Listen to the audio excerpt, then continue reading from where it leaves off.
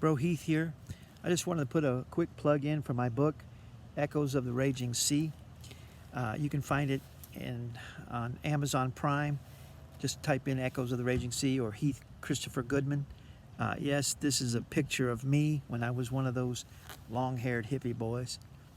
But you know, really the truth is we're all born into a raging sea. We're all born into suffering and pain in this world, and some of us go through more pain and suffering than others, and mine wasn't as bad as some, I know, but the Lord took me through that, and He showed me that many of us, when we have pain and suffering in our life, we'll turn to God and then be delivered and set free, and our lives will be changed, and the suffering will seem to get a lot less, because of course a lot of suffering has to do with our choices that we make, and if we're making bad choices, then we have bad consequences and suffering. So but then there's some of us that the suffering just turns us more away from God. We actually blame God for our lives and for the suffering in it, and we say, well, God, you could have kept my relative from doing that hurtful thing to me, or whatever it is in our life that's causing the pain.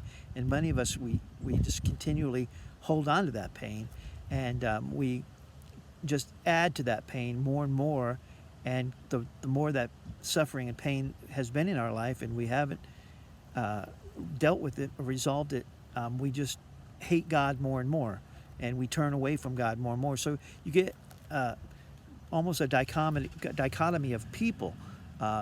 Some people, they seem to go towards God and get closer to God and get sweeter and sweeter, even when their suffering increases. I've met some precious people who it seems like they suffered tremendously, and the more you see them and talk to them, the more you realize how sweet they've become, and you think, how could these people be like this?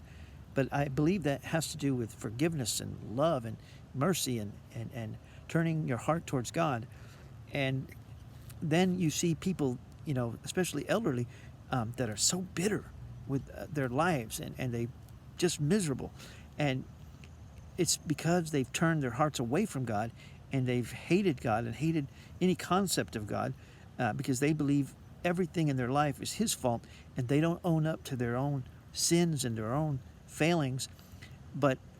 And I understand there are many times we, especially as children, we become victims, and there are things and suffering that happens to us that isn't our fault.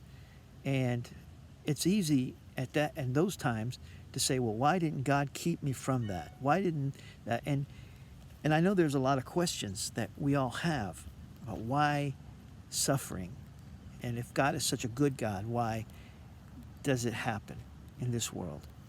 And I don't know all the answers. I don't. I have a little revelation, but it's little. And I don't think I'll ever know the complete reason and the revelation until I stand before God.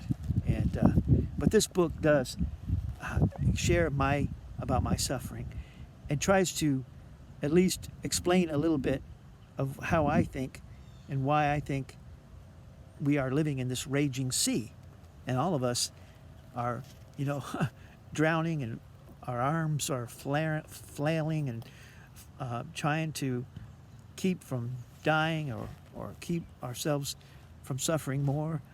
And it is something that we have to deal with, and I pray that God, that this book might help some people, teenagers, elderly. Basically, the book is meant for all ages, and I wouldn't let a real young person read it, because it has some very, very disturbing and shocking scenes in it, and of what happened in my life, which unfortunately did. But you know what? God has given me the victory over it, and that's what the book's all about. So please, if you know anybody that needs to hear a good word and maybe help them in their suffering, maybe take a gander at this book, read it, and then give it to someone else as a gift. God bless you, and go with God.